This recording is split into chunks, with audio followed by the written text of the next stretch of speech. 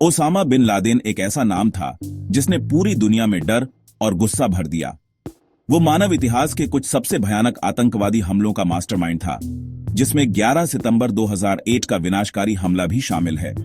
1956 में सऊदी अरब के एक अमीर परिवार में जन्मे बिन लादेन का रास्ता एक अंधेरी ओर मुड़ गया, जिससे वो दुनिया का सबसे वांछित आतंकवादी बन गया।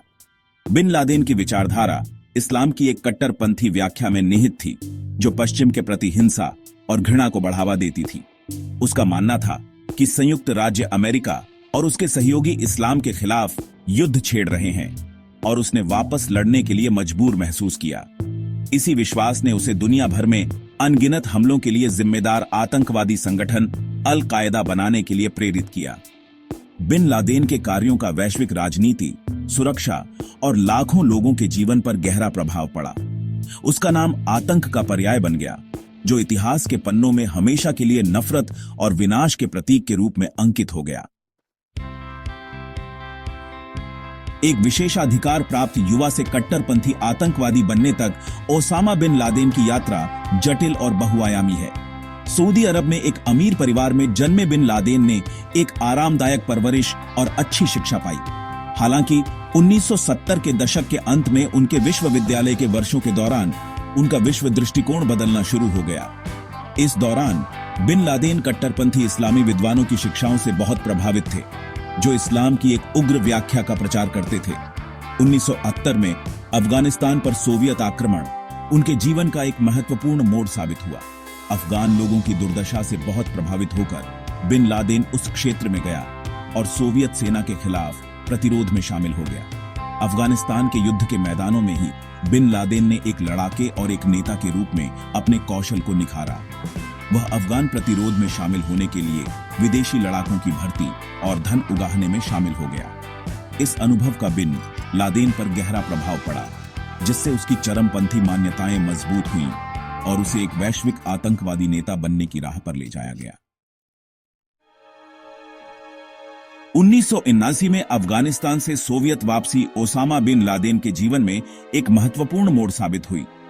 वो सऊदी अरब लौट आया, अफगान मुजाहिदीन के लिए सऊदी सरकार के समर्थन की कमी से निराश होकर। बिन लादेन की पश्चिम के हस्तक्षेप के प्रति हताशा बढ़ती गई। अफगानिस्तान में अपने अनुभव के साथ उसने 1988 में अल कायदा की स्थापना की।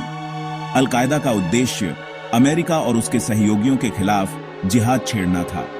बिन लादेन ने अपने धन और संबंधों का इस्तेमाल सदस्यों की भर्ती और हमलों की योजना बनाने के लिए किया। अल कायदा की विचारधारा इस्लाम की एक विकृत व्याख्या पर आधारित थी।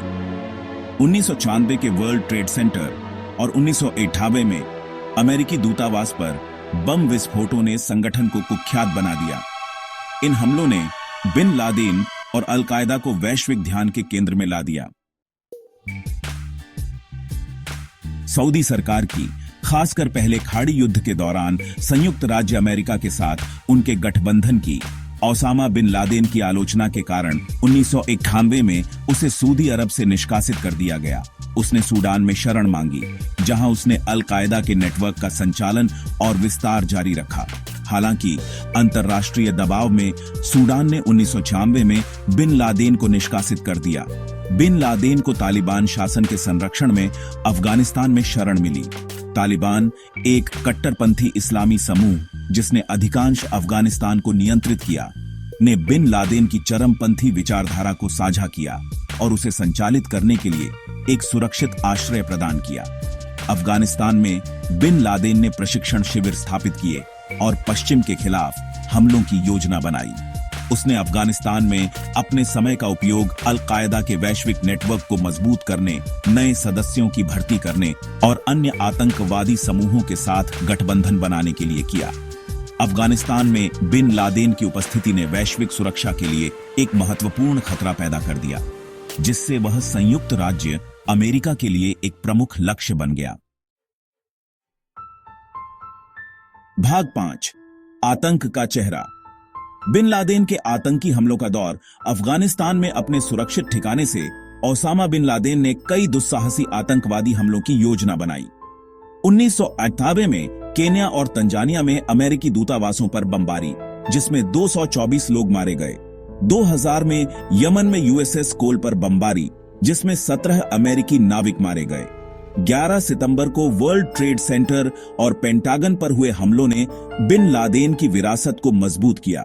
19 अलकायदा के गुर्गों ने 4 हवाई जहाजों का अपहरण कर लिया, जिनमें से 2 वर्ल्ड ट्रेड सेंटर टावरों से टकरा गए। इन हमलों में लगभग 3000 लोगों की जान चली गई। बिन लादेन द्वारा 9/11 हमलों की योजना ने आतंकवाद के खिलाफ लड़ाई में एक महत्वपूर्ण मोड़ ला दिया। भाग 6, एक वैश्विक तलाशी, बिन लादेन के खिलाफ दुनिया एकजुट। 11 सितंबर के हमलों ने दुनिया भर में सदमे की लहरें भेज दी, जिससे अभूतपूर्व अंतर्राष्ट्रीय प्रतिक्रिया हुई। संयुक्त राज्य अमेरिका ने अपने सहयोगियों के समर्थन से अलकायदा और उसके सहयोगियों को निशाना बनाकर आतंक के खिलाफ वैश्विक युद्ध छेड़ दिया। हमलों का मास्टरमाइंड ओसामा बिन लादेन दुनिया का सबसे वांछित भगोड़ा बन गया। बिन लादेन का पता लगाने और उसे न्याय के कटघरे में लाने के लिए बड़े पैमाने पर तलाशी अभियान शुरू किया गया। संयुक्त राज्य अमेरिका ने अलकायदा के प्रशिक्षण शिविरों को निशाना बनाकर और उसे शरण देने वाले तालिबान शासन को खत्म करने की मांग करते हुए अफगानिस्तान में सेना तैनात की। दुनिया भर की खुफिया एजेंसियों ने बिन लादेन के ठिकाने के बारे में जानकारी इकट्ठा करने के लिए अथक प्रयास किया। वैश्विक समुदाय आतंकवाद की निंदा में एकजुट हुआ। उन लोगों के खिलाफ एक साथ खड़े होने की कसम खाई जो डर और हिंसा फैलाना चाहते थे। बिन लादेन का पीछा दुनिया भर में खुफिया एजेंसियों के लिए सर्वोच्च प्राथमिकता बन गया, जो आतंकवाद के खिलाफ वैश्विक लड़ाई में एक महत्वपूर्ण मोड़ था। भाग 7, दीवारें बंद, बिन लादेन को एबटाबाद तक ट्रैक करना। लगभग 1 दशक तक ओसामा बिन लादेन सुरक्षित घरों के बीच घूमता रहा और खुफिया एजेंसियों से एक कदम आगे रहने के लिए वफादारों के नेटवर्क पर निर्भर रहा, जिससे वो पकड़े जाने से बचता रहा। हालांकि जैसे ही खुफिया एजेंसियों ने उसके ठिकाने के बारे में सुरागों को एक साथ जोड़ा, मायावी आतंकवादी नेता पर शिकंजा कसना शुरू हो गया। सफलता बिन लादेन के विश्वसनीय कुरियर की पहचान के साथ मिली, जिसके बारे में माना जाता था कि वह अल कायदा नेता के संपर्क में था। कुरियर की गतिविधियों पर बारीकी से नजर रखी गई, जिससे खुफिया अधिकारी पाकिस्तान के एबटाबाद में एक परिसर तक पहुंचे, जो एक उच्च मूल्यवान लक्ष्य के लिए एक साधारण सा स्थान प्रतीत होता था।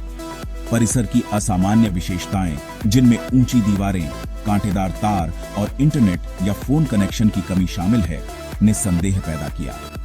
महीनों की निगरानी के बाद खुफिया विश्लेषकों ने निष्कर्ष निकाला कि इस बात की बहुत अधिक संभावना है कि ओसामा बिन लादेन परिसर के अंदर छिपा हुआ है। भाग 8, operation Neptune Spear, Bin Laden के शासन का अंत। 2 मई 2011 को महीनों की सावधानीपूर्वक योजना और खुफिया जानकारी इकट्ठा करने के बाद संयुक्त राज्य अमेरिका ने पाकिस्तान के एबटाबाद में परिसर पर एक साहसिक छापेमारी ऑपरेशन नेपच्यून स्पीयर शुरू किया। अमेरिकी नौसेना के सील्स की एक टीम ओसामा बिन लादेन को पकड़ने या मारने के लिए तैयार होकर अंधेरे की आड़ में परिसर में घुस बैठ कर गई। छापेमारी तेज और निर्णायक थी। सील टीम को बिन लादेन के गार्डों के प्रतिरोध का सामना करना पड़ा, लेकिन अंततः अपने मिशन में सफल रही। परिसर के अंदर बिन लादेन और कई अन्य लोगों को मार डाला। बिन लादेन के शव की पहचान डीएनए परीक्षण के माध्यम से की गई और बाद में उसे समुद्र में दफना दिया गया। इस ऑपरेशन ने आतंकवाद के खिलाफ लड़ाई में एक महत्वपूर्ण जीत हासिल की, जिससे दुनिया के सबसे वांछित आतंकवादी के शासन का अंत हो गया। बिन लादेन की मौत की खबर ने दुनिया भर में खुशियां मनाई, जिससे उसके आतंक के पीड़ितों को एक तरह का सुकून मिला। यह ऑपरेशन खुफिया समुदाय के समर्पण और कौशल और अमेरिकी सेना की बहादुरी का प्रमाण था। भाग 9, आतंक की विरासत, दुनिया पर बिन लादेन का प्रभाव। ओसामा बिन लादेन की मौत ने आतंकवाद के खिलाफ लड़ाई में एक महत्वपूर्ण मोड़ ला दिया, लेकिन उसकी विरासत दुनिया पर एक लंबी छाया डालती रही है।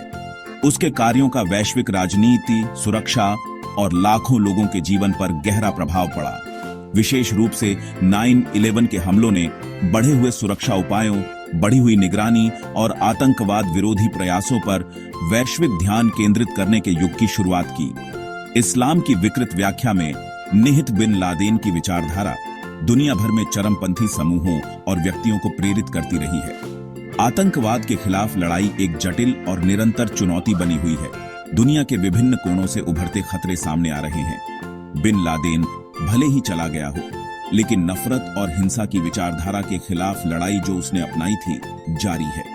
दुनिया बिन लादेन को आतंक के प्रतीक के रूप में याद करती है। उसका नाम इतिहास के पन्नों में हमेशा के लिए नफरत और उग्रवाद के विनाशकारी परिणामों की याद दिलाता है।